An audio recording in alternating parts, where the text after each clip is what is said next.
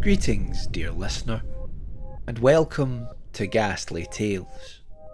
Come join me by the fire, won't you? The storm is raging outside, and you would not get far in the dark. Let us pass the time with a story, for I have such a strange and ominous tale to tell.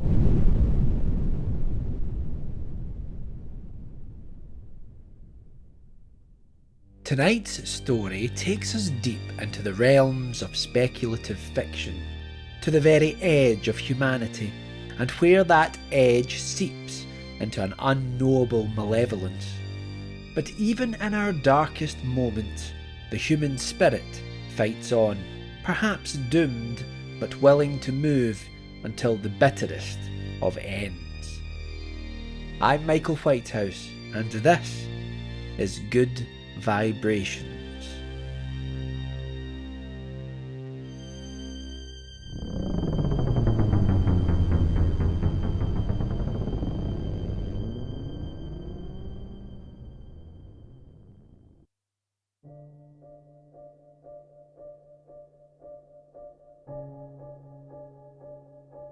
The screams were the hardest part. Standing on the dust-covered hill, looking down to the container in the darkness, the cries rose up through the air like a sea of Chinese lanterns ready to be extinguished. They did not bring the light, only grief. For Larry, this was part of the job. He didn't have to like it, but he'd long since forgotten the guilt. Jessie, on the other hand, she was green. It usually took 5 or 6 times to settle into the job and accept the death for the greater good mantra. But Jessie was only 28 years old and 2 offerings in, and so her hands were shaking as she held the remote trigger overlooking the valley below. "You want me to press it?" Larry said, his open palm upturned to the black sky above. Jessie shook her head, her curled blonde hair quivering with nerves. She still had a gleam in her eye, but Larry knew that would fade soon enough. You couldn't kill so easily, with the fire of hope still burning. "Suit yourself." Larry held a pair of black night vision goggles to his eyes to see if there was any sign, but there wasn't. He cut a grim figure up there waiting for the carnage to begin, his stern gaze comfortably at home against the vast of night. "What's taking so long?" whispered Jessie. "There's no need to whisper up here, Jess. They'll never hear you, not over the bait." But was that what it had come to, referring to humans as bait? Larry wasn't sure when he'd stopped caring, but labelling them something other than people sure made the job go down easier. Putting his hand into the right pocket of his black combat trousers, he pulled out a piece of chewing gum and threw it into his mouth. His jaw clicked with each bite, a result of having it broken during a bar fight when he was 18. Soon after, he'd found God. Now he was in his 40s, often wondering what his younger self would think about the thousands of people he'd led to their deaths. Would young Larry have understood? Probably not, but old Larry satisfied these quandaries by telling himself that time shapes morality, and only God creates time. That was a seal of divine approval. The night air was cool, but not cold. It was one of those autumn nights, caught in the crack between summer and the falling leaves. How Larry wished they were actual leaves to kick his feet through like he had done when he was a kid. But you needed trees for that. You needed life in order for it to perish. That was something that was in short supply. Didn't take this long before. Larry could hear the impatience in Jessie's voice, and something else. Fear, perhaps. Some of the colleagues he'd worked with never quite got over that, the desire for the night to end. Bring out the living, let the talons of night come. Just hope that the sacrifice would be enough to see the dawn. The dark blue container down in the valley was once used to ship goods from continent to continent when the world was whole. Now the container was merely a receptacle for what Larry's bosses called the greatest gift. One of Larry's co-workers once joked that he and the others were like Santa, handing out just what the bleak ones wanted, except instead of every year, it was every month, and there was much more at stake than the disappointment of not getting what you wanted in your stocking. A flicker of red and yellow poked up from the bottom of the desolate valley. To the naked eye this couldn't be seen, but in Larry and Jessie's standard issue night vision goggles, the red-yellow hue was unmistakable against the pitch-black night. No one could agree on why they gave off heat just before each feast. Some scientists speculated that they had a kind of spiritual metabolism that had to be fired up like a furnace before they ate the light. Others thought it was a form of ceremony, letting the ordained watchers know that the horror that was about to unfold, and that they were conspirators with the abyss. Larry didn't care for any of that. They were evil, no doubt, but as long as he kept them fed, things would stay as they were. That was all that mattered. He and the rest of the priesthood were holding the door of night closed. If they failed, only death and abomination would rule. He couldn't let that happen, even if the cost was so high. Young Larry would have railed against the injustice of it all. He would have taken oblivion any day over being part of the orderly offering up of human life. But older Larry had long since had that notion worn out of him. One day he woke up and only cared about saving what was left, not any higher pursuit of morality or justice. Those were luxuries which a weary world could no longer afford. Jessie and Larry both watched through their black goggles as the red shapes moved towards the large sealed shipping container in the valley. A sea of clambering horrors ready to devour the light of each soul. From the outline of each, it was difficult to know exactly what they looked like or what shape they took. The impression from the heat signatures was of something that shifted from all fours to two and back again. Something neither beast nor human, but with an intelligence eclipsing both. There was the suggestion of large talons or claws, and perhaps a protrusion from the face, if it could be called one. But the truth was, no one knew what they looked like, only that they arrived 10 years previous and began to consume the light of all who lived. They had come at night, slithering upwards from the void that hid out of sight between the cracks of reality. Governments tried to end them by scorching the earth's crust, but that did nothing except make them more at home. No weapon of humankind could defeat the darkness. They were not composed of matter. They came from a place where ideas reign, and they themselves were forged from the fallen one who was banished there, who had whispered with its last breath an idea so abhorrent and so unnatural that it had slowly bred a festering mass of unthinkable anti-life, feeding on the immortal light that resides in us all.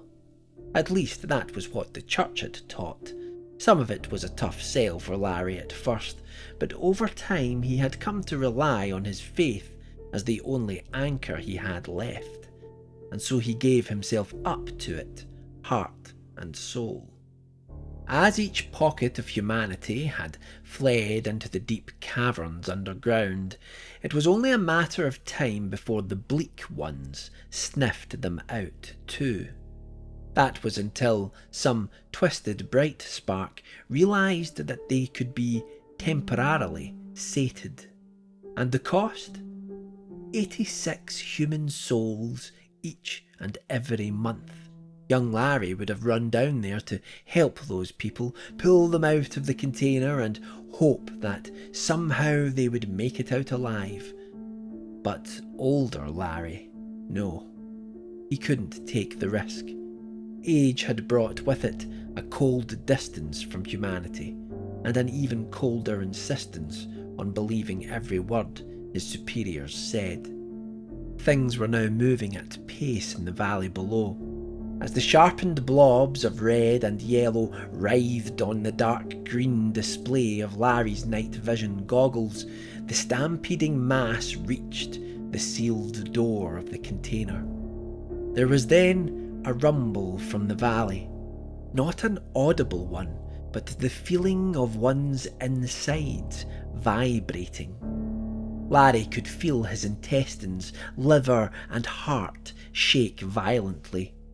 He hated this part. It felt like his organs would be sucked out of his mouth if the sensation were allowed to escalate.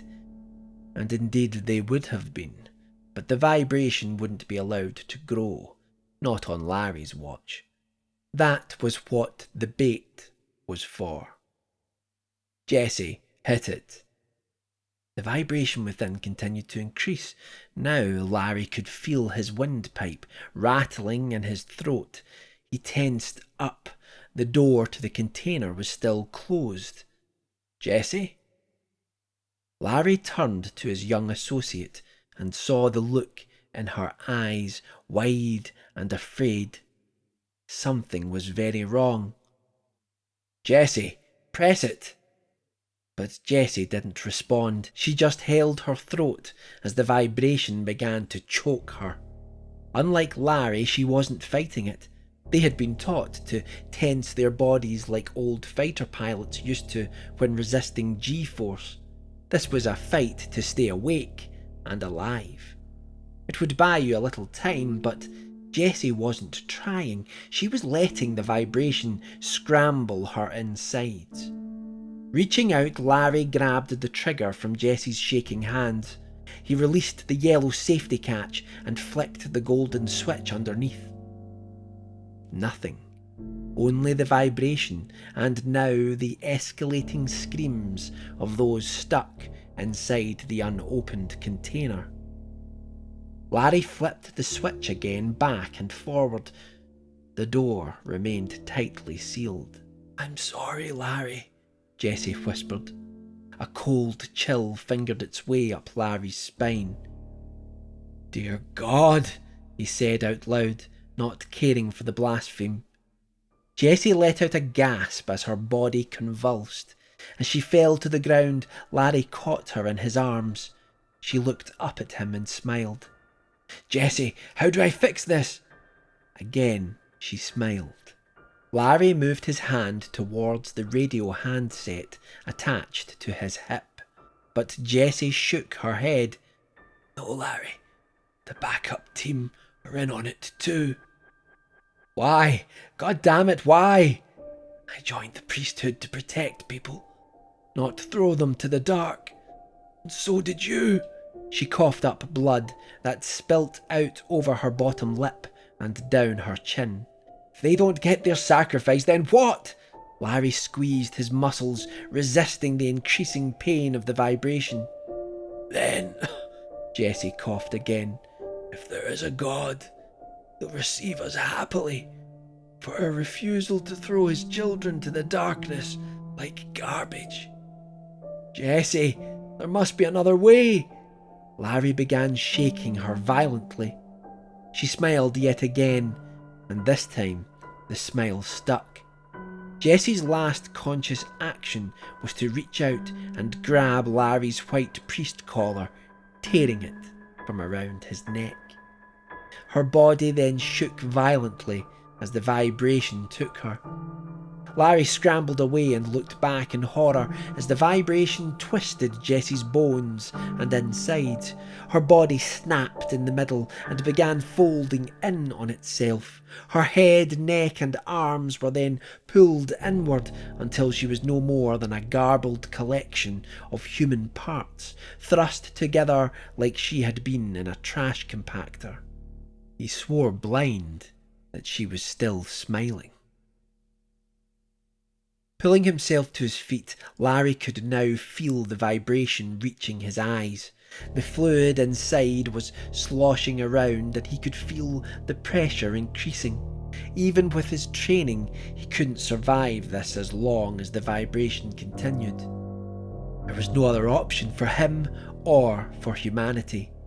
He had to satisfy the bleak ones, or they would come for what little remained.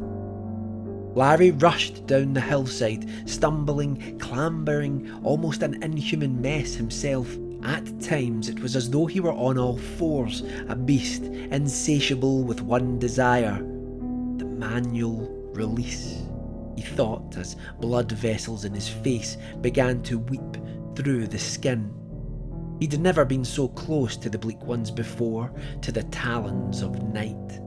They were writhing around on top of each other, their red-yellow forms pulsating and shifting in Larry's goggles. With each step he neared them, and they grew larger. Larry didn't know if this was because he was getting closer or because they were surging from the vibration, contorting and shifting in size. Something cracked in the back of Larry's skull. He felt the sensation of warm blood trickling down inside his neck, and yet he continued running, continued moving towards the container with every inch of will he had left within him. The bleak ones now moved off from the sealed container and were no longer paying the bait any attention.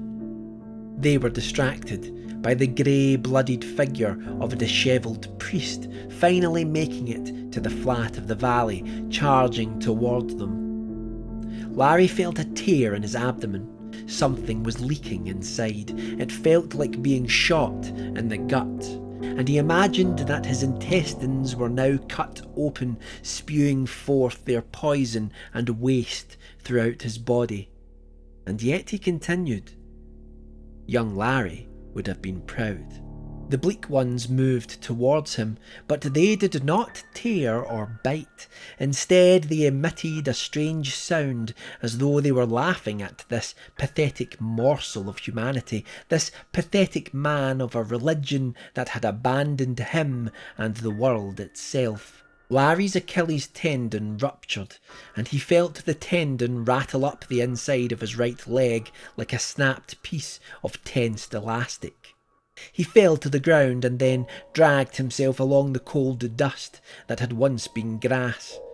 The bleak ones surrounded him, but just as he thought they were about to tear his skin from him, they parted, leaving a channel of escape directly to the shipping container.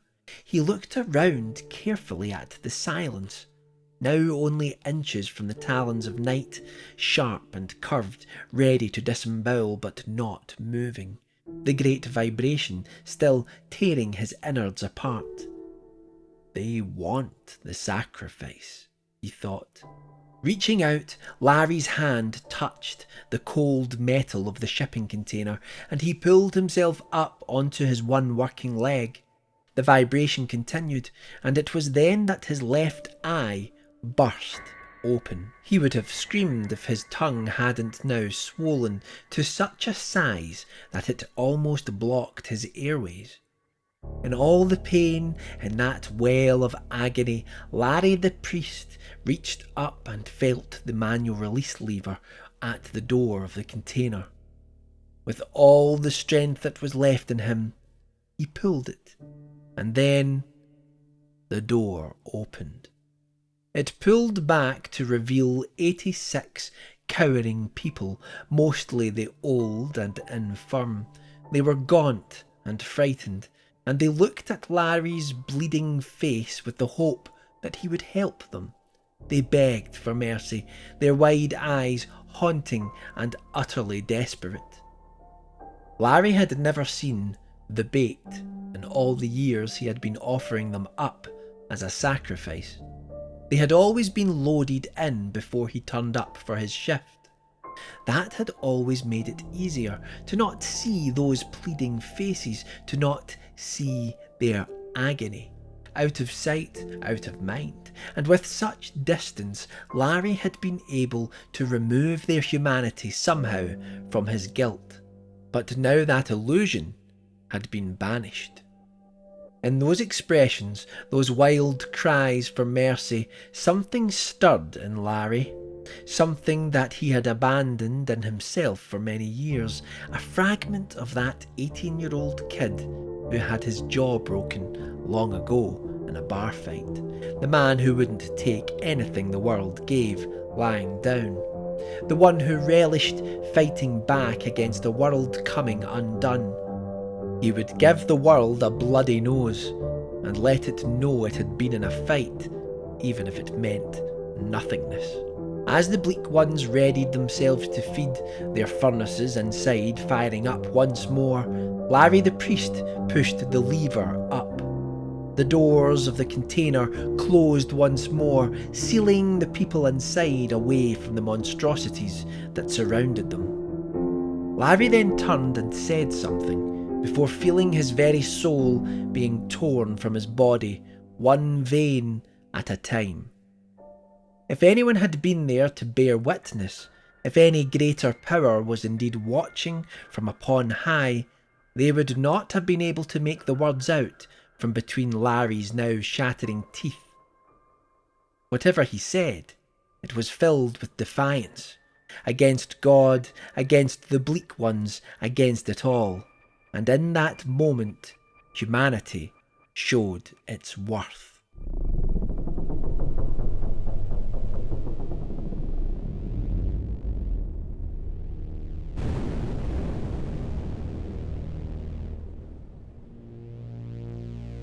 Redemption of a kind for dear Larry. Who knows what may or may not have intervened in the end. But a struggle for justice does not always conclude with an obvious victory. In some instances, the true victory is just to never give in. I hope you enjoyed tonight's story. The storm is now lifting. It's time for you to be on your way once more.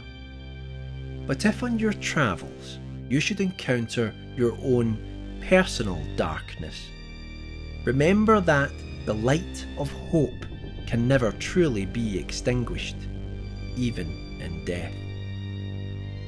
Unpleasant dreams, dear listener, and I'll see you again soon for another ghastly tale.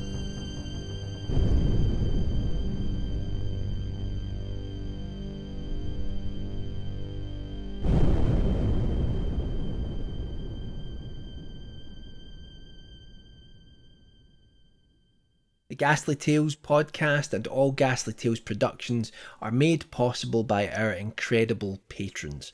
If you would like to gain access to exclusives and behind the scene materials, please consider supporting the show by visiting patreon.com/Michael Whitehouse. The link is in the description below.